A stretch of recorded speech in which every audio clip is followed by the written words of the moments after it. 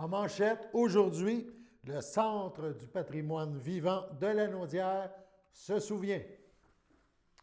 Bonjour à tous et bienvenue à votre bulletin d'information sur les ondes de CTRB, votre télévision locale et régionale à la belle humeur au pupitre, en ce 21 février.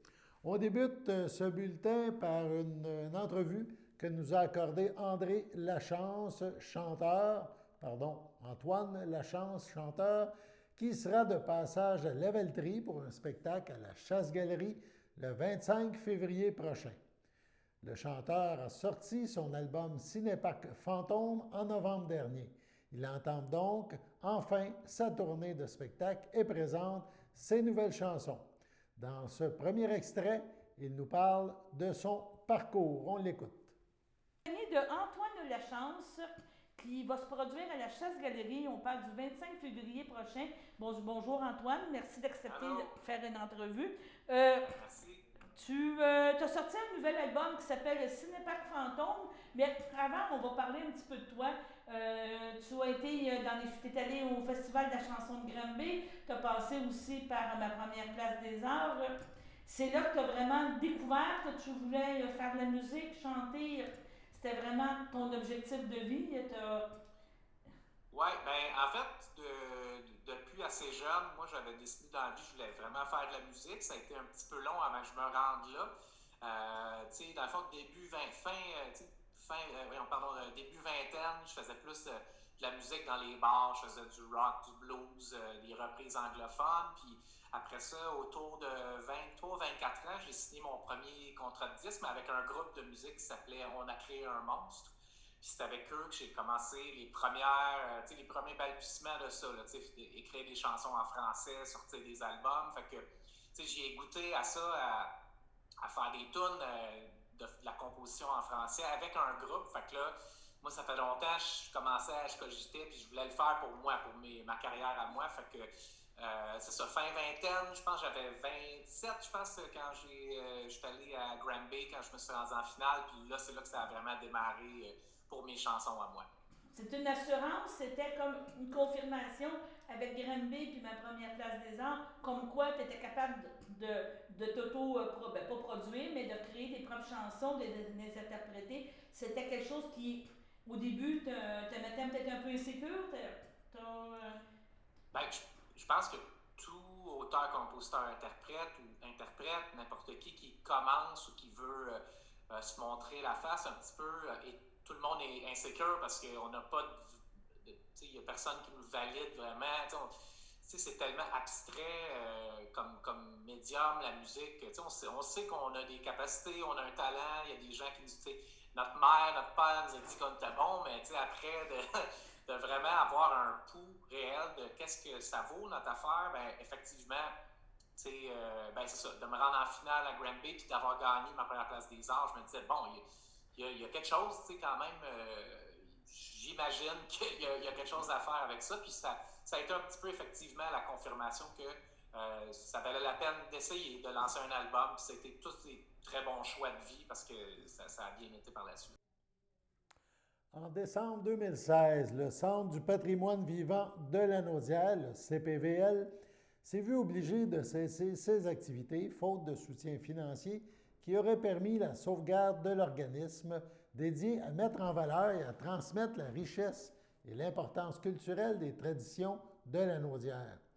Aujourd'hui, cependant, l'OBNL a repris du poil de la bête et souligne le travail des citoyens ayant permis la réalisation de ces grands projets. L'organisme fondé en 2008 à Saint-Combe, le Centre du patrimoine vivant de Lanaudière, avait pour mission à ce moment-là, au début, et c'est toujours le cas, de mettre en valeur, de faire connaître et d'assurer la transmission des facettes actives de son patrimoine vivant, notamment la chanson traditionnelle. En misant sur des activités fédératrices et porteuses, le CPVL a été un vecteur principal de démocratisation des traditions québécoises en mettant en valeur le patrimoine vivant et en le rendant accessible à l'ensemble de la population. Au fil des années, de nombreuses initiatives ont été réalisées afin de partager, d'immortaliser des savoir-faire ancestraux grâce à un travail de visibilité du patrimoine vivant. Parmi ces initiatives, Mentionnons notamment la création de l'album Saint-Côme peut vous enchanter, la continuité de la grande fête du chant traditionnel de la Naudière, la conception de l'atelier Avez-vous le patrimoine vivant, la réalisation du documentaire Le chemin des savoirs escale à Saint-Côme, la mise sur pied du projet Transmission, la production d'une série de courts-métrages baptisés Le Chant du Monde, la réussite de la caravane Trad, bref, plein de choses ont retenu l'attention. Le CPVL a également déposé l'intégralité de ses archives à l'organisme Archives Lanaudière, dont la mission est de préserver les fonds et les collections d'archives historiques de la région de Lanaudière et de ses habitants. Cette action essentielle a permis au CPVL de laisser une trace tangible de ses activités et de la documentation réalisée auprès de plusieurs porteurs de traditions pour les générations actuelles et futures. Cet imposant travail identitaire régional n'aurait pas été possible sans le soutien indéfectible de décideurs locaux, de plusieurs intervenants du milieu, ainsi que de la population ayant à cœur la transmission, la sauvegarde et la mise en valeur du patrimoine vivant de la région. Les acteurs du CPVL souhaitent conscientiser la population ainsi que les instances gouvernementales à l'importance du patrimoine immatériel dans une politique culturelle intégrée. La sauvegarde et le développement durable des traditions vivantes au Québec sont menacés, ajoutent les responsables du CPVL. Œuvrons ensemble et faisons entendre nos voix pour les préserver. Aussi longtemps que notre patrimoine est vivant, il est la garantie qu'une communauté est culturellement distincte et respectée, tant dans le présent que dans l'avenir, selon le CPVL. Sur ce, allons à la pause. Le samedi matin, dès 9h30, nos téléspectateurs sont invités au Super Bingo télévisé diffusé de nos studios de Berthierville. Depuis maintenant une vingtaine d'années, plusieurs adeptes de la télévision régionale se sont partagés un montant de 600 $ disponible chaque semaine lors de cette joute de bingo télévisé. Un animateur et 3 bénévoles se succèdent à la caméra dans le but de vous faire passer une petite heure agréable et payante le samedi matin. On peut se procurer les cartes de jeu chez les dépositaires autorisés participants, c'est-à-dire à Berthierville, le dépanneur Formule 1 rue Gilles Villeneuve, le marché IGA Extra sur la rue Gabriel-Brissette, le marché Métro rue Notre-Dame, la pharmacie Proxime rue Frontenac, le garage Pétroté sur la rue Gilles Villeneuve et à Saint-Ignace-de-Loyola, le marché Aldo rang Saint-Michel, le dépanneur Le Magasin Esso sur le chemin de la Traverse. C'est un rendez-vous tous les samedis matins à 9h30 sur les ondes de CTRB, votre télévision régionale et communautaire.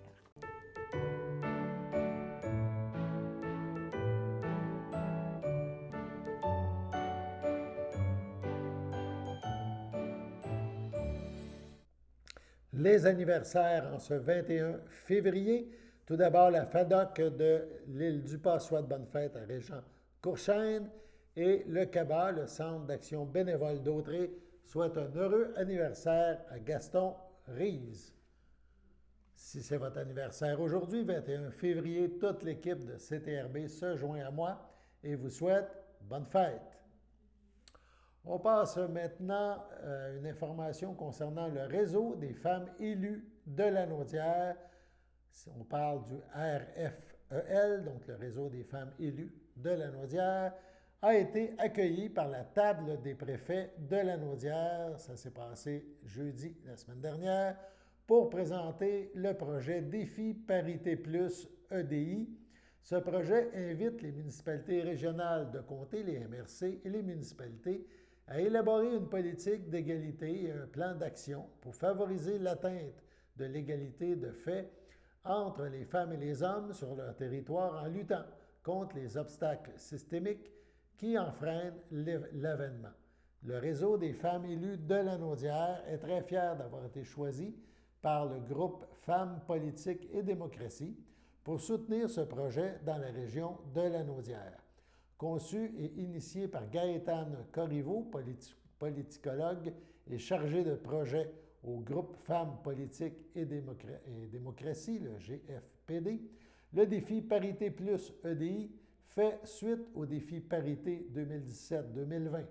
L'équipe du groupe Femmes, Politique et Démocratie reçoit le soutien financier de Femmes et Égalité des genres Canada dans le but d'instaurer une culture d'égalité, de diversité et d'inclusion dans les instances politiques régionales par le biais de son projet Défi Parité Plus EDI. Cette nouvelle mouture, on parle du Plus EDI, du projet permettra un élargissement au plan territorial en ajoutant 4 nouvelles régions, soit l'Estrie, Chaudière-Appalaches, Lanaudière et une autre région qui reste à confirmer. Elle vise également une intensification des terres en termes d'équité, de diversité et d'inclusion. C'est le EDI, Équité, Diversité, Inclusion. Depuis le début de la pandémie, les inégalités déjà présentes entre les femmes et les hommes se sont exacerbées. Les reculs que les femmes encaissent dans de nombreux secteurs de leur vie rappellent l'urgence de s'attaquer aux obstacles systémiques et structurels auxquels elles se heurtent, dont l'accès aux postes décisionnels et à la pleine participation à la vie sociale, économique et démocratique au sein de leur communauté, de leur MRC ou de leur municipalité. Défi Parité Plus EDI permettra d'intensifier l'inclusion auprès des femmes souvent sous-représentées, telles que les femmes racialisées, les nouvelles arrivantes, les femmes des communautés culturelles, les jeunes femmes, les femmes ayant un faible revenu, celles en situation de handicap ou encore celles des communautés rurales. Dans ce projet, le groupe Femmes, Politique et Démocratie pourra aussi compter sur l'expertise de 4 agentes de liaison qui auront la mission d'accompagner et de soutenir les élus, femmes et hommes, les fonctionnaires des MRC et des municipalités participantes, ainsi que des membres de la société civile dans la compréhension des enjeux d'égalité entre les femmes et les hommes, dans le but d'élaborer des politiques d'égalité et des plans d'action, les accompagnant, et ce, sous le prisme de l'analyse comparative entre les sexes et intersectionnelle. Les agentes de liaison du défi Parité Plus EDI sont, entre autres, l'organisme Promotion des Estriennes, c'est en Estrie, le réseau des femmes élues de Lanaudière, évidemment, c'est dans notre région, les femmes de la FEAS Montmagny, et il reste un agent de liaison à confirmer. Les résultats positifs de Défi Parité, avec Défi Parité 2017-2020, ce sont 14 politiques d'égalité qui ont été écrites entre les hommes et les femmes, entre les hommes et les femmes, donc des politiques adoptées dans 13 municipalités régionales de comté et une ville de plus de 100 000 habitants-habitantes, et ça réparti dans 4 régions du Québec, la capitale nationale, l'Estrie, la Montérégie et l'Outaouais. Donc, on vise maintenant Lanaudière, entre autres. Au Québec et au Canada, si l'égalité est un droit garanti par nos chartes des droits et libertés, l'égalité de fait demeure un objectif à atteindre. En effet, malgré des avancées positives de l'égalité entre femmes et hommes, des inégalités persistantes sont constatées dans plusieurs domaines d'activité. Croire le contraire relève d'un mythe à déconstruire. Le défi Parité Plus EDI s'inscrit donc dans cet effort collaboratif et inclusif de faire de l'égalité de fait une réalité. Rappelons qu'à l'échelle municipale, les femmes occupent 23,6 des postes de mairesse, 38,5 des postes de conseillère municipale et 27,7 des postes de préfète. Ensemble, donc, nous pouvons éliminer les obstacles systémiques que rencontrent les femmes dans leur volonté de participer pleinement à une société juste, équitable et démocratique, équitable, diversifiée et inclusive, le EDI de tantôt, et démocratique. Donc, un dossier à suivre. Nous vous présentons maintenant la suite de l'entrevue que nous a accordée Danielle Blanchette de l'organisme Au cœur de l'île. On sait que c'est Au cœur de l'île, L'-I-L pour le masculin. Donc, Au cœur de l'île qui nous parle de la campagne de sociofinancement, une première pour cet organisme. On l'écoute. On se parle aujourd'hui, entre autres, parce que depuis le 11 février jusqu'au mois de mars, vous êtes en pleine campagne aussi de financement, parce que je pense que tous les organismes, malheureusement, on a besoin d'avoir du soutien de la population. C'est quelque chose qui est important. Et vous avez une campagne aujourd'hui, les hommes, les garçons font aussi partie de la solution parce que vous estimez que le jeune homme, on pourrait dire quand même le garçon, faut le prévenir plus jeune pour pouvoir en faire un meilleur homme qui va exprimer ses sentiments, ces choses. C'est un petit peu ça. Absolument. Absolument. Il faut voir que des difficultés relationnelles et des difficultés de comportement violent, c'est pas inné, c'est pas génétique. Pour la violence, c'est des comportements appris. Mais la même chose pour les autres difficultés relationnelles. Si moi je vis une difficulté relationnelle et que j'ai un enfant ou deux enfants et que eux vont apprendre ça nécessairement. Les enfants sont portés à beaucoup nous imiter, à chercher à faire comme nous. Alors, ça se transmet comme ça facilement de génération en génération. Puis quand nous, on est en mesure de venir en aide à un homme qui nous demande de l'aider, bien, ce que ça fait, c'est que cet homme-là est en train de choisir de mettre fin à la transmission intergénérationnelle de ses difficultés. Et c'est tout à son honneur. Puis pour un homme, oser demander de l'aide, c'est courageux. Oui. Alors, on sait que quand un homme va bien, ben, généralement, son entourage est heureux, en bénéficie là, grandement. Donc, c'est vraiment le but de la campagne. Comment on peut participer? J'ai vu qu'il y avait différentes façons. On peut contribuer directement sur votre site Internet. C'est bien ça, là, que vous allez retrouver « Je contribue ». Tout à fait. Il y a différentes manières de contribuer. Vous pouvez contribuer financièrement à nous soutenir. Hein, juste pour vous donner un exemple, depuis le début de l'année, on est en hausse de 40% sur le nombre de demandes d'aide de l'an passé. Et mais il est possible aussi de donner un appui autrement. Vous pouvez devenir membre de l'organisme et soutenir l'organisme de cette manière-là. Et puis, vous pouvez également nous suivre pour cette campagne-là, mais pour différentes activités proposées en cours d'année sur les différents réseaux sociaux où on est présent également. Okay.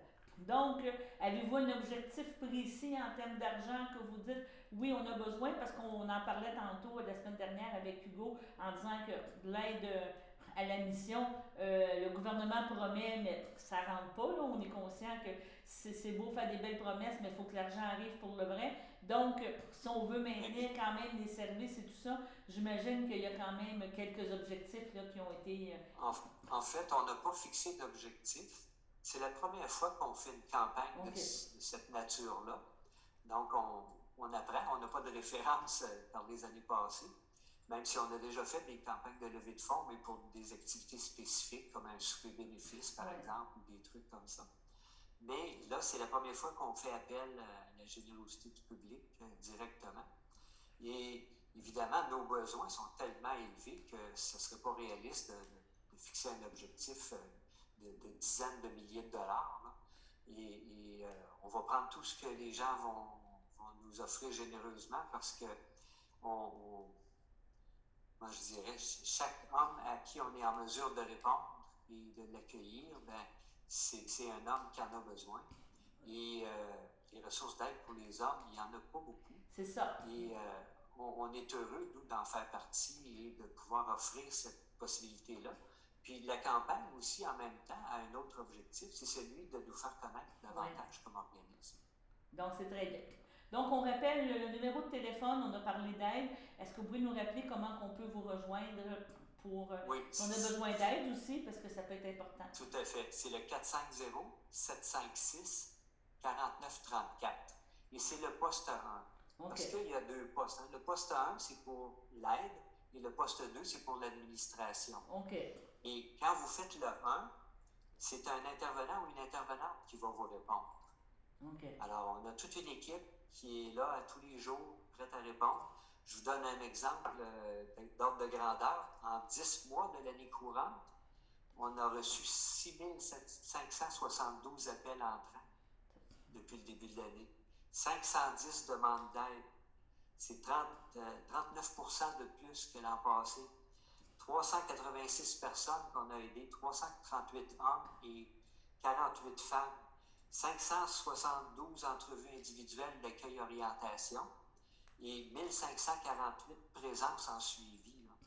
Alors ça, c'est 43% de hausse sur l'an passé. C'est ça. Donc, vous êtes rendu un service essentiel, comme plusieurs organismes dans la région, et les sous ramassés, l'aide ramassée va vous aider à maintenir votre offre de service pour les prochaines années. Je pense qu'on peut résumer ça comme ça. Hein?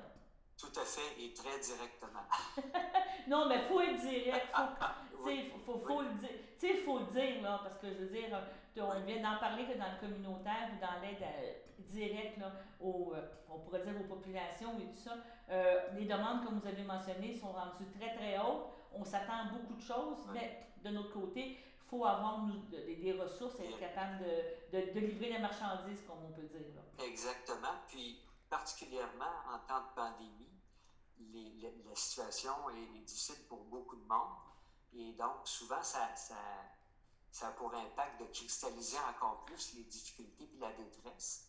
Et je vous dirais, même si la pandémie s'est terminée dans quelques semaines ou dans quelques mois ou même dans 2 ans, c'est pas le jour où ça se termine que ça va être terminé, la détresse élevée générée par la pandémie. Ça risque de durer plusieurs années après ça également. D'accord avec vous. Bien, je vous remercie beaucoup, M. Blanchette. C'était bien apprécié. On a appris plusieurs choses aujourd'hui sur votre organisme, puis on va vous soutenir dans votre campagne. Merci à vous, c'est un plaisir. Merci. Au revoir. Bon, merci beaucoup. C'est bien. La table régionale des organismes communautaires de la Naudière sera très active cette semaine. En effet, la Troquelle veut s'assurer que les promesses de financement faites par le gouvernement se traduisent par de l'argent dans les coffres des organismes. Nous avons rencontré Hugo Valiquette, directeur général de la Troquelle. Il nous entretient de la réalité des organismes communautaires. En compagnie de Hugo Valiquette, qui est le directeur général, on pourrait dire, de la Troquelle. C'est bien ça, Hugo? Oui, en plein ça. Et tu me disais en pré-entrevue que tu étais aussi vice-président de, on pourrait dire, le national là, pour les organismes communautaires. Ça s'appelle le Réseau québécois de l'action communautaire autonome. Okay. Lui, c'est l'interlocuteur des 4000 organismes communautaires autonomes du Québec vis-à-vis le gouvernement. Donc tu étais bien au fait de la situation et bien impliqué dans, on pourrait dire, la problématique du financement des organismes, on pourrait dire, communautaires. On a un exemple, on peut donner des exemples dans le coin ici à Berthier, on parle du CABA, on parle de Déclic, on parle de En toute amitié. Même nous ici, on fait partie de l'action communautaire en termes de médias communautaires. Et le 23 février va être une date, on pourrait dire, à être marquée avec un fer rouge, tant pour la région, je crois, au niveau national. Peux-tu nous parler en début, Hugo, excuse-moi, un peu des revendications et qu'est-ce qui se passe au niveau communautaire versus qu'est-ce qui a été promis et qu'est-ce qui n'a pas été reçu là, au niveau du gouvernement? Tout à fait. En fait, les revendications du mouvement communautaire autonome sont quand même assez simples. On a besoin d'un rehaussement de 460 millions de dollars de financement pour l'ensemble des organismes au Québec. Dans la Naudière, on parle d'un 35 millions qu'on a besoin pour répondre aux besoins des organismes. Et ça, c'est pas des profits, là. Quand tu me parles du 35 millions, c'est pour arriver dans les budgets, pour pouvoir respirer, être capable de dire on est correct. C'est ça que tu... Exact. C'est pour permettre d'embaucher les gens qu'on a besoin pour faire la mission des organismes et répondre aux besoins des membres dans les organismes communautaires. C'est vraiment à ça que servent ces sommes-là. Puis, ce qui est important de dire, c'est qu'au Québec, il y a 4000 organismes d'action communautaire autonome. Dans la région de la Naudière, on parle de 200. Donc, dans notre région, là, c'est une force vive de 200 organismes, 1200 travailleuses et travailleurs, 25 000 bénévoles. Puis, ce qu'on sait, c'est qu'il y a 100 000 personnes par année qui passent dans les organismes communautaires juste dans notre région. Là. Fait qu'imaginez si demain matin, là, les organismes à bout de souffle là, décident d'arrêter de donner des activités ou des services. Bien, c'est 100 000 personnes qui vont se retrouver où, d'après toi? T'sais, ils vont s'en aller dans le réseau public, ils vont s'en aller où ils n'auront plus de réponse carrément à leurs besoins, donc ça va être l'isolement, on va fragiliser les gens. Donc, je le sais que le chiffre, là, 460 millions ou 35 millions a de l'air gros, mais quand on pense à tout l'impact que les organismes communautaires ont, 460 millions sur un budget de 115 milliards au Québec, là, on s'entend que la proportion est petite. C'est ça que des fois c'est dur, les chiffres sont tellement astronomiques qu'on a l'impression que c'est énorme. Mais si on prend une moyenne, ça veut dire 132 000 environ par organisme. Là, c'est une moyenne. Là, puis, non, mais... ça représente, là. On le prendrait. Ben oui, puis ça aiderait vraiment la population. Tu sais, cet argent-là, là, elle va rester ici au Québec. Puis c'est ça qu'il faut dire, là, c'est de l'argent qui va servir à aider notre population.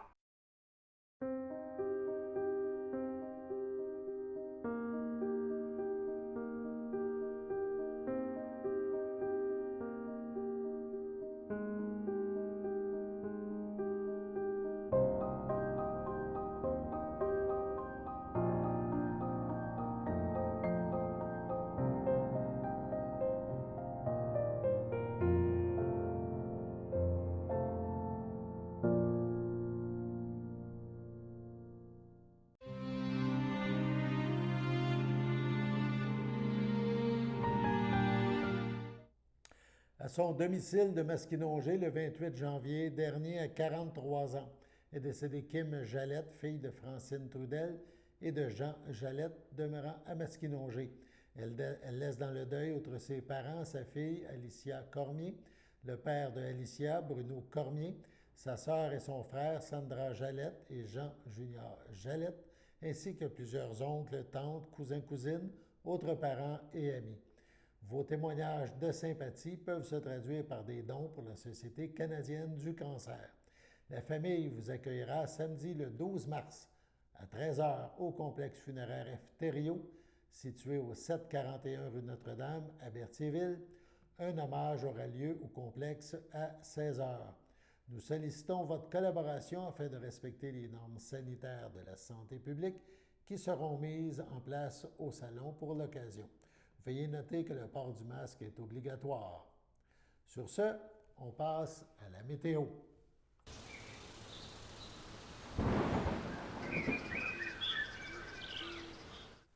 Donc, la météo pour les prochaines heures, c'est un petit peu un mélange de toutes sortes de choses, mais ça débute en ce lundi soir par des nuages et quelques flocons, moins 7 au thermomètre, ressenti moins 14. Cette nuit, on parle de moins 10, ressenti moins 19, c'est quand même assez froid.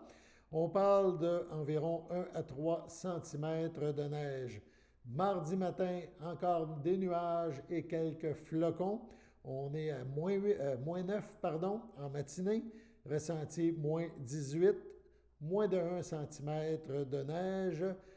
En après-midi, encore quelques flocons, les nuages seront présents. Il pourrait y avoir même du grésil, puisque le mercure sera à la hausse, pourrait atteindre dans les moins 2, moins 3 degrés, mais on parle davantage peut-être de quelques flocons que de grésil, mais c'est à surveiller. On s'en va lentement mais sûrement vers une augmentation, un accroissement là, des degrés au niveau de la température. Voilà, c'était votre bulletin d'information sur les ondes de CTRB en ce 21 février. Alain Bellemare aux Pépites qui vous invite à être des nôtres demain pour la prochaine édition de notre bulletin quotidien. Au revoir.